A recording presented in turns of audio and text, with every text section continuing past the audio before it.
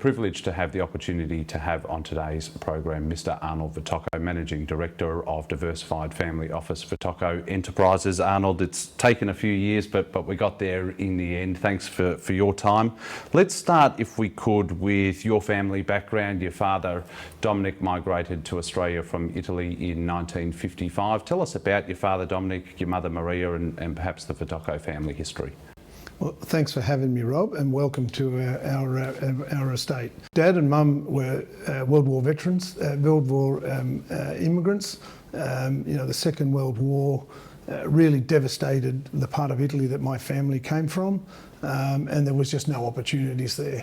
And so my father came from a large family, and when he was 19, he had the opportunity to either stay in Italy and not have much work and not much opportunity, or immigrate to follow his brother and his sister. So his brother went to Philadelphia in the States, and his sister lived here in Sydney. And so he followed on a ship called the Neptune back then.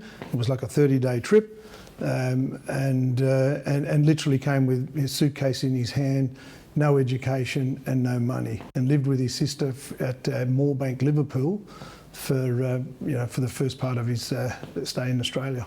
And tell us about some of those experiences, the move to Australia. How challenging was it, and how did he and the family overcome some of those early hurdles?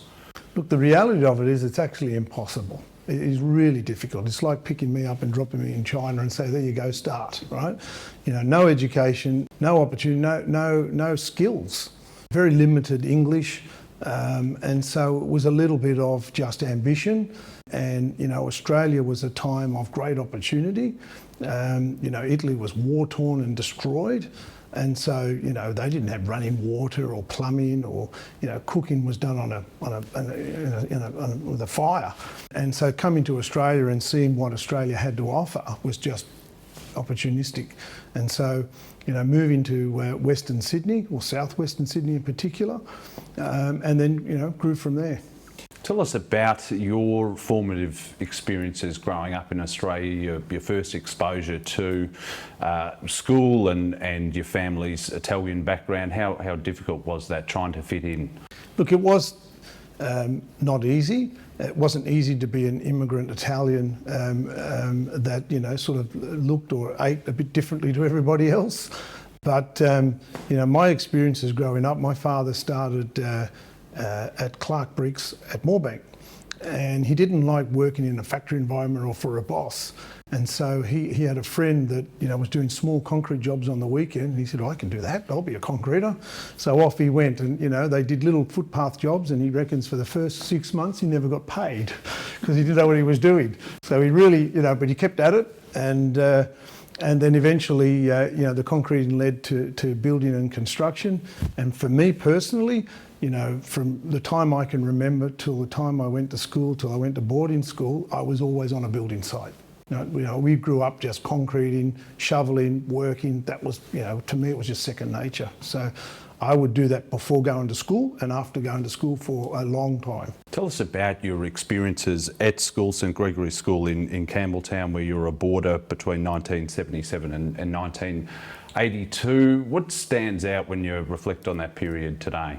I get asked that a lot, and my mother thought it was good for me because I have 3 sisters and the only son, and so it was always expected that I would take over or be part of the family business, and so they had to toughen me up, and they wanted me to be a lawyer or something, more exotic than just a concreter and a builder. And so I went to boarding school when I was 12, and it was life-changing. It taught you, the Marist community is an excellent environment for anyone to grow up. It's a different era then too. It was more run by the Marist brothers. Today it's more commercialised, but you literally stayed there for 6 weeks. You did not see TV, you did not have computers in those days, you didn't have newspapers, you literally just had your friends, your mates, and the college environment. And it shaped you to become what you are today, what it did for me. What were the influences at that period of time in your life? Obviously you had your father, who initially started as a concreter and then got into the building game and into the construction game. Where did you see your life sort of heading at that age of, say, 18 or 19? For me, it was never any doubt. Like, for me, it was just natural to be following on in construction, because my weekends were repainting units that we owned, or, you know, the maintenance that had to be done, or the lawns that had to be mowed on the properties. And so, you know, I can remember, you know, I was sort of a bit stronger than I am now back then, and my father would say, look, on the weekend we need to have every bathroom with 10 buckets of sand, because the tiler starts on Monday. So there's no lifts, and carrying the buckets up, tip it out, go back downstairs. You know, that was normal to me. So it gave me a lot of discipline. And so you finished school, you're working in the family business. So this would have been sort of the mid-1980s. You meet your wife, Irene, and you go on to have 2 sons together. What were you learning in that period of your life, say the mid-1980s, that have helped set you up to where you are today? For us, it was all about, you know, being part of the family business, being dedicated to the family. We didn't go out. We didn't you know, socialise. We didn't go to restaurants. We worked 6.5 days a week, both of us. We raised the 2 sons, Domenic and Anthony, who are part of our business today. And for me, that was just a natural progression. I learnt the business trade. I learnt my father and I back then did a lot of contract work and spec work. And so it was a bit of you felt comfortable dealing with a father and son. My father had a way of making you feel very comfortable. And so we won a lot of tenders because I saw the father and son team. We could trust these people. It'd be done on time, done properly, etc. So we had a reputation of that. And that helped, you know, shape a lot of the business principles.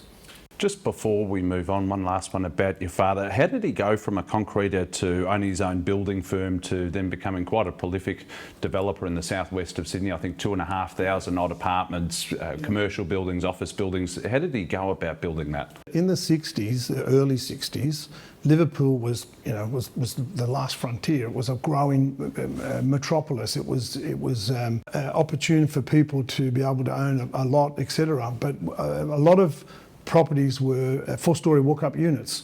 And so in those days, there was no such thing as capital gains tax.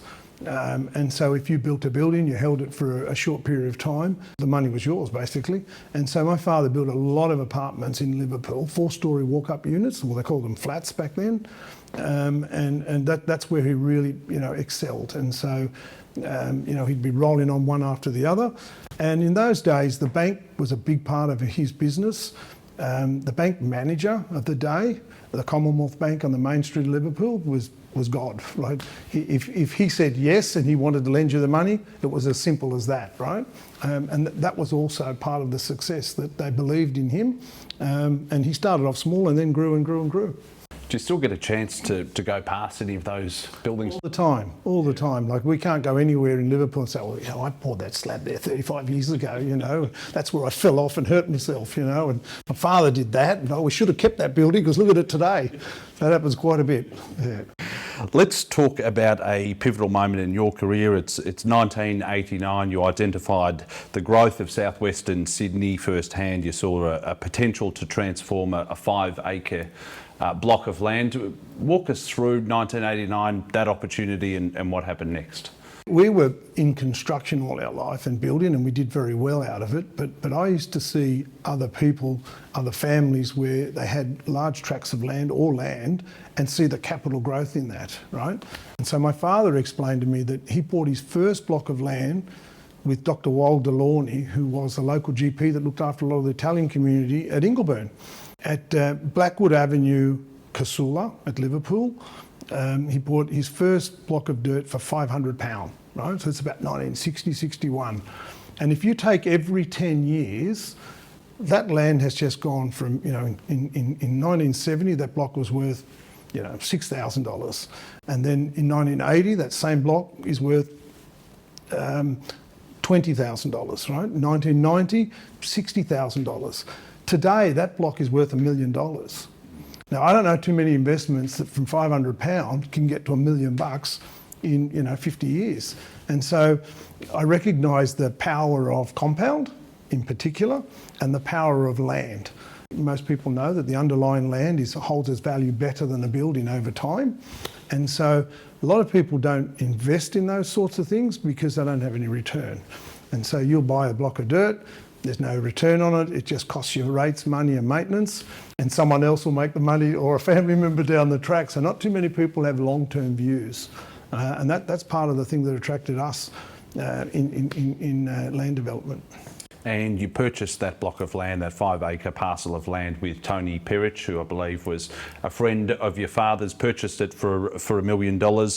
You'd always had a grand vision for the site. I think there were shops on the site at the time, but tell us about the genesis of Narellan Town Centre. The story was that, we had seen how retail developed in other regions, and we were building a lot of apartments and units. And what really got me involved with retail was I was sick of building apartments and units because of the maintenance and the detailed work that goes in that and the dealing with the public a lot. And so we started to look around for different opportunities, and I'd seen a 5-acre parcel at Narellan, and had just recently bought this property on the Northern Road, which is only just up the road from Narellan. And I was building a front fence and a new home, and Tony knew my father and family, Tony Perich, and saw me building the fence, and he pulled over and said, "You're doing it all wrong. This post's too high, that fit is not this right, it's blah, blah, blah, blah, blah." So I said, "You're a dairy farmer and big in the cattle and own land. Would you be interested in doing a joint venture with me in a shopping centre at Narellan?" And then he thought about it and he said, "I know that site." He said, "I know, that's a really good site." So over the bonnet, we sort of talked a few things, and I said, "Look, my father's overseas at the moment, but when he gets back, we'll come and see your dad and we'll do the deal." And that's how it started. And so on a handshake over the bonnet, we said, "Let's be partners," and the rest is history. And I think you were 24 at the time. I was 24. I had just got married, literally a few months earlier. And we were living on a 90-acre property, which we still have here today. And there's a good example. I mean, this property was, I won't tell you what I paid for it because you'll cry, but it's worth a lot of money today. But it's taken 40 years to get to this point. And I also read that one of the other reasons for doing retail was if you looked at the local catchment, all the residents really had to go to Campbelltown to get what they needed, or even further into the CBD. So you acquired the site. I think it took 5 or 6 years thereabouts to build it open. We bought it in late 1988, 89. And then, the plan was the first 5 acres with some old shops. We were going to knock them down. And then, the joint venture said, well, we really could do better than this. The area was growing. The secret was that there had been new freeways or new highways being built to Narellan. So Narellan's a bit like Rome. All the roads lead there. There's 5 major inroads, and they all intersect at Narellan. And so that's been there since the 18th century, right? That was the only way to Melbourne. And so government had built new roads bypassing Campbelltown to Narellan, and it was a new growth corridor. And so we took the vision to say that let's buy everything around these 5 acres and let's just amalgamate and grow the centre, and that was part of the vision. We had the land rezoned because it was employment land, but the key difference was that we had approached council and government to say, look, as a lead developer, we can promise X, Y and Z and deliver it. Now, you can wait with the other stuff, or we're ready to spend our money now.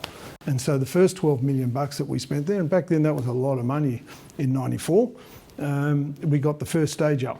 And what did that look like in the practical sense, the first stage? How many tenancies, how many shops? What was this? I didn't have a lot of experience in retail, but we thought we were excellent builders, and we knew the construction game and had tradesmen at our sort of a team that we could work. We had consultants, etc. But the retail game was a little new, and we actually opened the first 8,400 square metres with nearly no shops leased in front of Woolworths. Right? And so there was probably 8 specialty stores open, and we actually thought we did a good job. And then we slowly leased it, but being in a high growth area, the area was underserviced, undersupplied. Camden is restricted because of the floods, and so Campbelltown was another 20 minutes away, and it had its own major centres. But we had a vision to build the biggest mall we could build, and all on one level, and we built it ourselves. That was the secret. We did it ourselves, we leased it ourselves, we designed it ourselves, and we managed it ourselves. And that's why we're so hands-on, was part of the success. And it opened in 1995. I read that there was a huge reception to it from locals in the area. Where did you take it next? So you had that early success with it. It had been 7 years in construction and development. How did you go about building those stages around it to get it to become what it is today? Well, we had master planned the whole centre, and so the idea was to build a supermarket with some specialty shop support, and then we built the DDS. But our mistake was, and we were learnt the hard way, was we should have just built all under basement parking and built the centre on top. So the second stage we did that, and we kept allowing for development of subsequent stages. And so the vision was always to be a 2 DDS and 2 supermarket based centre. As we got better at it, we were more and more success. And then the funding environment, you touched on it there. So the initial 12 million, I think, from CBA for the initial opening. Then you went back to ANZ for 32, Suncorp for 100, and then back to CBA for 284 million. Fast forward over the past, say, 2 decades since that time, how have you been able to build it and continually stabilise the shopping centre to get it to where it is today? It's obviously an enormous precinct worth of circa 750, 800 mil. Yeah, the key success is that if you can buy something with your own money and not have any debt on it, and then try to pre-lease, which is what we did, to national tenants, the banking side of it comes easy. And so the idea is to have no debt on the land, finance the construction. We were building the construction ourselves. The banks were very good to us, but the problem was that we were capital hungry, and so the banks sort of was, to any one family, they were very nervous about giving a lot of money. And that's why we changed banks, because we said, look, we don't want to pay you back, we want to borrow some more. They wrestled with that, because it's an environment that is really run by the larger trusts like the Westfields and the Stocklands and the Lendleases of the world. Not too many private developers build centres of that scale, and so they were nervous about capability and ability. As we grew the centre and the cash flow started to come in, it was also in a time of environment that interest rates were low. That helped us a lot. So. It was a timing of a number of factors coming together. 8,500 odd square metres when it first opened, then to 20, then to 40, now at I think 71,000. What have been the challenges over the last 25 or so years with that asset? Look, did we go fast enough? It's been difficult to prove to major operators out there that Narellan is as good as anywhere else. And when those tenancies come out to Narellan, we've broken records on most tenancies. Like if I take Kmart, for instance, it was top 5 in the country in turnover, and it still is to this day. Many stores that didn't think they'd make it, when they come there, they end up being either the first best day's trade that they've ever had, and then the success of the trading. The other important thing is that a lot of the tenants that we did deals with 30 years ago are still there today. Not many centres can do that, and so our secret is that we're not aggressive with the rents, and we're not obsessed with the value of the property. We're more obsessed with retaining and making sure that the businesses are there are viable, right? Rather than turn them over all the time to maintain value. And just if you could give us a sense of the scale and the size of the centre today, 71,000 square metres, obviously 12 million visitors per year. How many tenants and where do you think you can take it? It's an unusual site that we bought the land across the road as well, and we bridge linked it. That was a big deal. Like south of Parramatta, there is no bridges anywhere in Western Sydney, and so that was very novel for its day, and still is. And we've got 150,000 square metres of land. So we're at a ratio of 1 to 1. We can virtually double the centre. But things like mixed-use developments, apartments above, entertainment precincts, all of that sort of thing is where it's all evolving. They're living lifestyle centres, restaurants, etc. And so, the success of growing all of that is being adaptable and change to the environment. And that's part of the success, that we recognise where trends are going and we develop that way, on one level. Just one more on Narellan. How have you seen the retail landscape evolve, and what are the challenges that you're grappling with at the moment? There's obviously the online v bricks and mortar debate, but where has it come from and where's it going to, do you think? Look, retail never sleeps, you know, and tenancies that are popular today in 5 years' time are either obsolete or they've got to reinvent themselves. It's challenging and that is tough. You know, the trends at the moment is lifestyle and restaurants and you know, the experience. Our goal is to keep you there more than 2 hours. So an average spend, say, in Relland is about $42. You know, the longer I can keep you there. So things like having really good mother's amenities, you know, having really good bathrooms, things that you don't sort of think, well, why is that important? Why do I care about that? But, you know, if you've got a mother that's got to breastfeed and, you know, and all of a sudden she can't, well, she's going to go home, right? But if I can keep you there longer and happier, you'll spend more. And so that's been the challenge for us, and we think we've done it pretty well. So we've delved into your background and into Narellan Town Centre. I thought we'd delve into other aspects of your business career. You've been heavily involved in property development and property investment more broadly over the past decade or so. What has been the approach to diversify away from just having Narellan into pursuing development projects, subdivision projects in particular? The business you're in defines how well you can do. And so land development and buying land ahead of the game can make spectacular returns. Not because I'm clever or better at it than anybody else, but if you're ahead of the game, the heavy lifting is done by the asset itself. And so I don't know too many properties or too many businesses that can do what property does. And it just has a natural way of growing exponentially because it's a necessary item. Everyone has to live somewhere. And, you know, large scale subdivisions in New South Wales have not been done very well. And so we did a lot of study tours with the Perich family as well in the 90s and the early 2000s. We did them in the States and we did them in all around Australia. And the best example we found was in Western Australia, where they had pre-master plan 5,000 and 10,000 lot subdivisions. And I'd never seen that before. And so these large communities all around Perth were set out for the next 30, 40 years. Well, Sydney's never done that.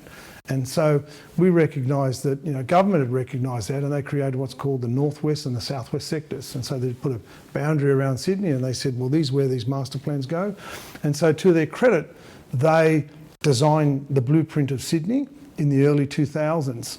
I recognised that early, and I recognised that from, you know, the back of Liverpool to Narellan, potentially the airport, and it wasn't announced at the time, had enormous opportunities. Where else could Sydney grow? And so, you know, my famous saying is sewer is king. And so if you follow how an area will be serviced, that's where the logical place will be developed. And so studying areas in this region is why we bought here. And I recognise that with the Maris brothers. And so they had 1,000 acres that was bequested to them in 1923 from Thomas Donovan, who was an industrialist in Sydney. And he gave them the land on the proviso that he built a school for you know, country students, etc., to come. And so I had a deep connection there because I was a boarder there as well. I sat on their board. And they had been trying to get their land rezoned, etc., without much success. And so, you know, government was investing a lot of money in infrastructure, Camden Valley Way, Bringelly Road, Northern Road, etc. Rail was only a dream at the time. And so Mara said, look, you know, we structured a deal to say that if I can get this master planned and rezoned for you, we will develop it for you, you own the land, and we'll split the profits. And that's the deal that was done. It took a long time and a lot of trust. The joke was that it had to be canon law. And so with canon law, you have to get the Vatican to approve the deal. And so Tony and I thought we were partners with the Pope and God. You know, it's been a tremendous success for both Maris brothers, which we're very proud of, and all that money goes back in the community. And we did okay out of it as well. And when you went on those study tours, whether it was locally or whether it was interstate or even internationally, what did you see that these master plan communities were doing or weren't doing well that you wanted to do with your first one with? Look, great question. You know, what we immediately saw was In the 80s, in the 70s, a lot of lots that were cut up in Western Sydney would have sloping land, and so you'd have one block and then a neighbour with no retaining wall. And so if you look at all of our subdivisions, and we've developed over 4,000 lots in this region, there's no lot over 3% fall. So we give level blocks, right? So Western Australia had been doing that for 20 years. No one in Sydney had ever built dividing walls in the subdivision retaining. So all the site costs and all the unknown are taken away. The second thing was, walking trails and amenity in a master plan community is very important, right? There's the guarantee of doing that. And so where you see ad hoc developments where there's half a road built, there's no trees, there's no footpaths, no amenities, no community centre, what a large master plan community can bring is all of those services and all that amenity, good internet, all of that stuff. The other important thing that we do, you won't see one aerial in our subdivision. So if you see aerials stuck on the top of a home, you won't see that anywhere at Gregory Hills or at Emerald Hills. And so we've put in all the facilities through Opticom that provides you all the digital and internet service, your phone service, your everything all in your garage, which eliminates the need to have aerials. So they're simple things, but they make a difference. One of the other unique aspects, I think, to your developments is not only do you do the residential part, but you also do quite a lot of the commercial part, the shopping centre and the retail, and then you also keep those assets rather than flipping them or selling them to others. What's been the benefit of that approach, doing the residential part but actually caring about the commercial aspects of the development? Well, they work both ways. The town centre becomes very important, so we've developed quite a few of them now. They're the heart of the whole community. They need to shop 3 times a week, and so it's more an amenity to sell more land, but then eventually there are outstanding depreciation benefits when you buy a property initially and build it. Being in the game, we have synergies where we'll know a lot of the tenants, we'll know a lot of the major tenants, and so they follow us. They know that we'll deliver, and they're excellent cash flow investments. And just when it comes to the residential side of the business, just to give a sense of scale of it, as you said, 2,800 plus lots with Gregory Hills. Then more recently, there's been 7,000 plus lots in the Lowe's Creek development in Bringelly alongside Cameron Bray, the JV partner.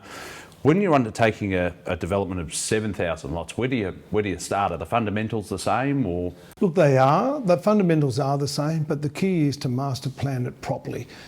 We've picked up and learnt a lot of things that you should or shouldn't do. Lot sizes have gone from 500 square metres or 15 lots a hectare. There used to be 12 lots a hectare. And government now is saying, look, as a minimum, they're 25 lots a hectare to 35 lots a hectare. So our we call it Mount Maryland estate, has 7,000 dwellings in there. It's a 50-50 joint venture with the Hazlitt family, Cameron Bray, and there's a variety of lots that will be as low as 150 square metres. But when you're developing something that small, amenity becomes critical, and very clever design becomes critical. You can't just sell a block of 150 or 200 square metres to a mum and dad. You have to build the product. That's where the market is heading, and it's about affordability. Land sizes are just shrinking, but you're getting better at doing it. Lifestyles have changed. No one wants to mow lawns anymore, but they've got the park across the road if they want to use it, and it's got to be a high quality, good amenity. Your son Anthony was talking about that earlier, where I think the lots have gone to 144 square metres, I think he said, down from 450 and 500, but they've gone up. And obviously the living spaces have changed. I just want to ask you about partnering with external parties. Obviously there was the connection with Maris Brothers, Cameron Bray, you've done a couple of developments with. What do you look for in a JV partner? Look, firstly, you've got to be with like-minded people. If people and partners don't have the same vision and the same ethics that you have, well, they can be the smartest people in the world, but it's not going to work. And so, David Hazlitt was very good friends with my father. They were Rotarians and always wanted to do something together. So we had partnered with them for at least 25 years. And the same with the Perich family, very ethical. Both deals have been done basically on handshakes. And, you know, the idea is to say, look, this is how it's going to be, and never discuss the principles of a partnership again. They're the best partnerships, and the secret has been that, you know, we're both like-minded. And before we move on, in terms of some of the other developments that you've done, there's been quite a lot of residential subdivisions that we've spoken about, but there's also been other shopping centre assets like Emerald Hills as well. What do you look for in terms of when you're developing one of these assets? What do you look for, the fundamentals of the land itself or the site itself? Look, the location and the accessibility is very important. If you look at our assets and the centres that we own, or the pad sites, they're elevated, they're very accessible, they're well anchored, and have you know, ease of getting in from the car park directly into the retail. We tried to make our centres as if I'm the shopper. So would I go there, right? Would I eat there? And if I wouldn't do it, why would I expect someone else to do it? And so, you know, the mothers with prams are extremely important, right? Are the gardens clean? You know, just the simple things that you would expect make a big difference. Key lessons for success in property development and investment, what are they? Look, you know, my eldest son Domenic and I talk about this a lot. And, you know, he follows the Warren Buffett logic, and, you know, the power of compound is phenomenal. You take $1,000 today and compound it out over 50 years. For the first 15 years, you don't think it's doing much. But at the back end, the power of compound is phenomenal. And so if you've got an asset that's growing at 4% a year, and it's only at 50% geared, one day it'll be geared at 10%. And so the asset does the heavy lifting for you. But if you can buy it cash, the land, and then fund it externally, is the best model. Let's talk about a couple of other interests of yours, both in the business life and in your personal life. The food and beverage chain, Max Brenner, you purchased that from administrators in 2018. Your wife Irene encouraged you to buy it. What was going through your mind at the time? Look, we're a family business, and we're always looking for diversity. We've done very well in property and in retail and in land subdivisions and construction. And so we wanted to have a bit of a different portfolio. So we ventured out into two different businesses. One is the food and beverage business. Done right, those businesses can return very good returns year in and year out. But they've got it. What attracted to us, and particularly for my wife Irene, is, you know, to systemise the business. If you look at great companies in the world like McDonald's or Starbucks, it's not particularly the product that's very good, and I mean that sincerely. And, you know, I visit them. It's the systems behind them that allow them to grow to scale. And so the Max Brenner brand, it's a vertically integrated business with a bakery that sits behind it. And the goal is that we bought Asia Pacific as the rights to part of the business, and so we can get scale right throughout Asia. Asia doesn't have the experience of the cakes, the coffees, and the chocolate the way that we know it, and they just love that product, right? So the opportunities there are endless. I mean, you know, probably a third of the world lives in that food bowl. And they're underserviced. The second business that we did is the resource recovery business, which my eldest son runs. And so that business is on a licensed property here near us that takes in quite a few councils throughout Sydney. And so they bring in you know, might be broken trees or all the different green waste. So we get paid to take it in, we recycle it, turn it into garden fertilisers, and then sell it again. And so I don't know too many businesses get paid on the way in and paid on the way out, but it's a future business that we think has enormous potential with recycling, and as all the things that on the challenges that go with that over the next few years. Landfill tips just don't work, and so we think it's a good business similar to the food and beverage. In terms of Max Brenner, when you acquired the rights, as you said, to the Asia Pacific side of the business in 2018, where was the business headed at that time? What sort of condition was it in, and have you gone about the turnaround? Look, the business peaked at about 60 odd stores and about $70 million turnover. It was very novel. and very different to Australia. You've got to remember that in the 90s and early 2000s, people didn't know what a cappuccino was in this country, and coffee was not, you know, it was 43 bean basically. And so as pallets got more sophisticated, that brand had a very novel idea and a very good concept. It lost its way because it never reinvented itself, and retail after 15 or 20 years can't be the same thing. So if you look at every great brand around the world, they're not the same as today. Like my sons know KFC as KFC. I know it as Kentucky Fried Chicken, you know, and so they reinvent themselves, they reinvent their products, etc. And Max Brenner lost its way to a product that is still touches a lot of people's hearts to this day. And Irene and I travel a lot around the world, and I reckon 1 in 5 people know that brand. That I would say, have you ever been or visited a Max Brenner? And they say yes. And I mean, it's only a small brand, it's not Coca-Cola. And so we thought we could do something with that brand, and so that's part of the appeal. And have you gone about, so you get the keys to the business, pandemic hits in February, March 2020, obviously not ideal. How have you gone about turning that around in the space of the past 5 years, but in particular the past, say, 18 months since? Look, it's a business that was losing money, basically, and because it didn't have scale and it didn't have enough capital behind it to grow. And so, you know, the window of a store might be there for 5 or 7 years. And so you have to make your money back in that period. We currently now employ, at the time there was 350 employees, there's now about 600. And so we've bought a new site at Landsvar where we're going to build a new head office. And we want to expand the business to the next level in order for it to grow even further. But, you know, it needs to be systemised.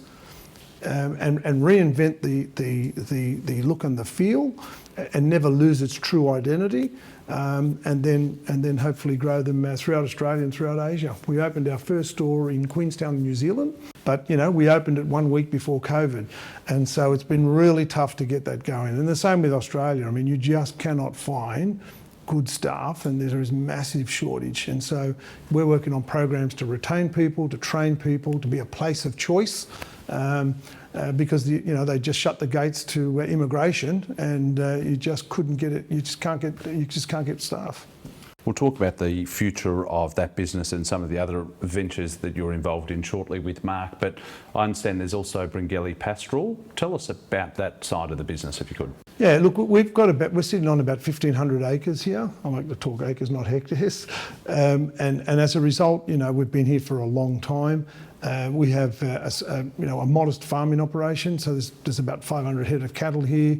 We grow about 2,000 to 3,000 bales a year of either oats or hay and millet, and so the surplus we sell, and we use it to future-proof ourselves, because farming can be very volatile, as you know. You know, and I say this story, most people are surprised by it, but there's about 29 million cows in Australia, beef cows, right? And it's about 1 for 1 in population. There's only 29 million beef cattle in America, yet there's 340 million people there. And so, you know, we are actually a big cattle producer. I mean, we're not as big as obviously South America and Brazil and those places, but Australia produces some of the best quality meat in the world. And so that's very attractive to us to get that standard that we think Australia deserves, and we consume it ourselves, so we enjoy it.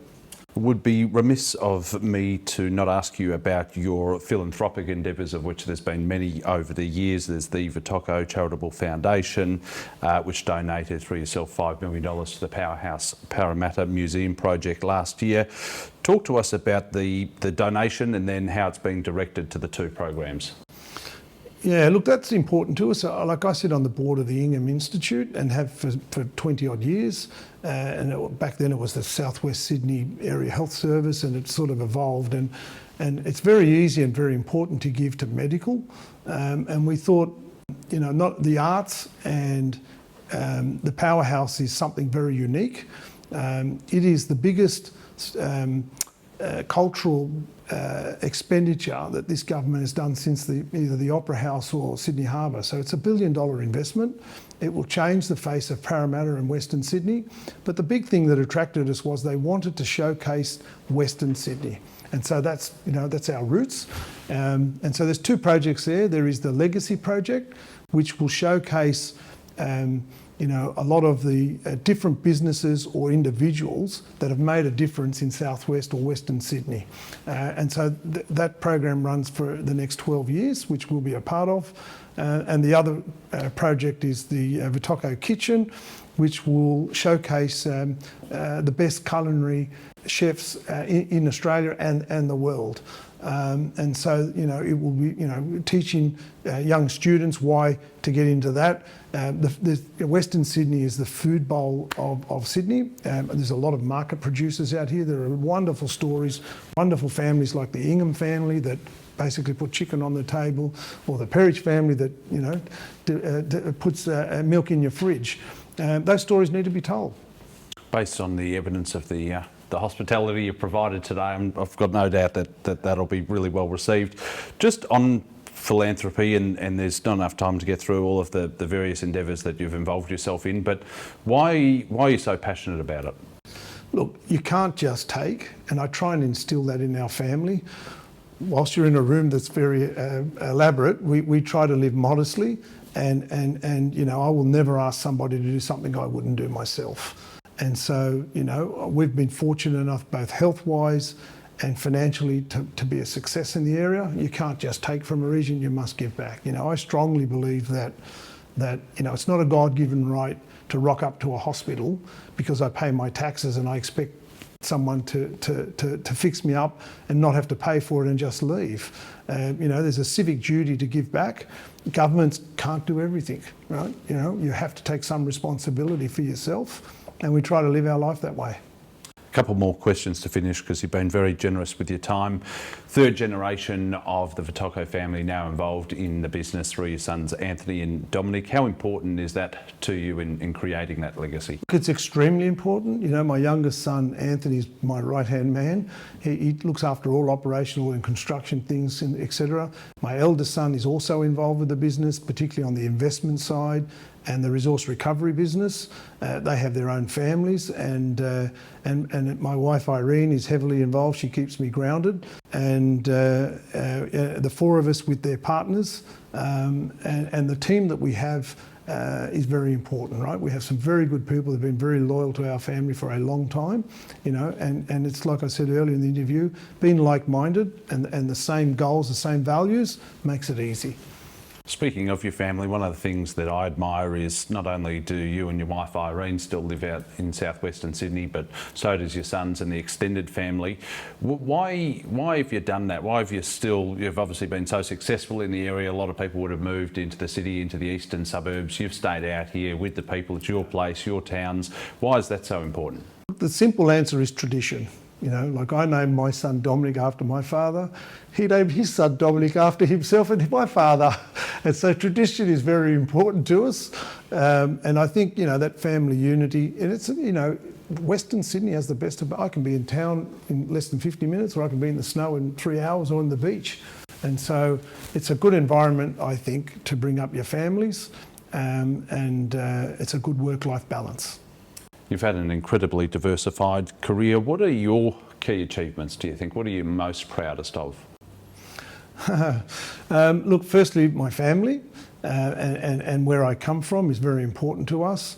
I'd like to leave the place better than I found it. We think we've changed the lives of many people in southwestern Sydney.